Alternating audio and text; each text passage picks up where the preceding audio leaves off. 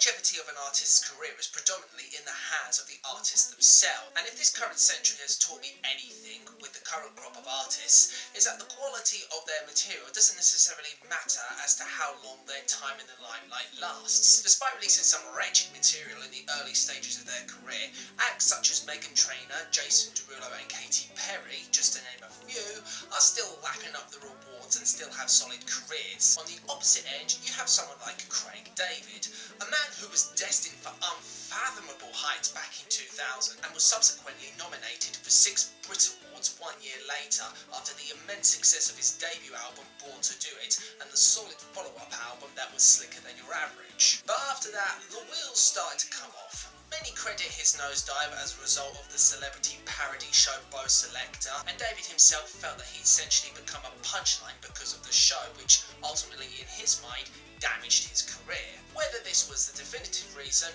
who can really say? Roll around 2015 and Craig appeared out of the woodwork with the track When the Bassline Drops, featuring UK rap and grime artist Big Nasty, the lead single off of his new album in 6 years entitled Following My Intuition. And all of a sudden, Craig is back in the spotlight and has seen his career revitalised. Not necessarily to the same degree as the start of the millennium, but he's not doing too bad for himself. Sticking to what the guy knows best, the album stays rooted to Craig's UK garage roots, throwing in elements of dance pop and R&B as well. This remains at the album's core, but does switch up on a couple of occasions. Most noticeably are the tracks Better With You, the album's closing track, which is carried by an electric guitar with notable finger snaps and soft hits of hi-hats, the acoustic guitar melody backed by the drum beat on What If, and the piano and string arrangement combination of All We Needed. Whilst registering as the least explosive and energetic tracks on the album, these few moments of calmness and collectiveness gives Craig a chance to flex his vocals without the percussion overshadowing him,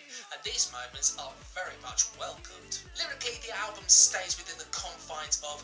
boy trying to romanticize lady, and for the most part it's pretty solid. In fact, the first half of the project is rather enjoyable, with 16 taking one of Craig's earliest chart-topping smash hits with Fill Me In and mixing it up with Jack Hughes' track Where Are You Now, which actually turned out to be a very enjoyable track and could have been mine, where Craig dismisses some woman's claim that the two messed around and that she's carrying his baby, which includes sound effects that wouldn't have been out of place from his earlier works. However, once we get past the halfway stage, things start becoming pretty stale, saved miraculously, I must say, by the sentimentally reflective Like a Fan and Got It Good, originally appearing on KAYTRANADA's recent album 99.9%. So, whilst I cannot definitively say that Craig has returned to form with Following My Intuition, he's far from taking a step back. As far as enjoyable dance music goes, this definitely ranks up there as one of the more digestible albums I've heard this year. Musically, it may not be the most original in terms of sounds, and lyrically there are a few tracks that feel like Craig is just spinning the wheel slightly to meet his quota, but on the whole, Craig is definitely back, and for what he's given us, I'll take it.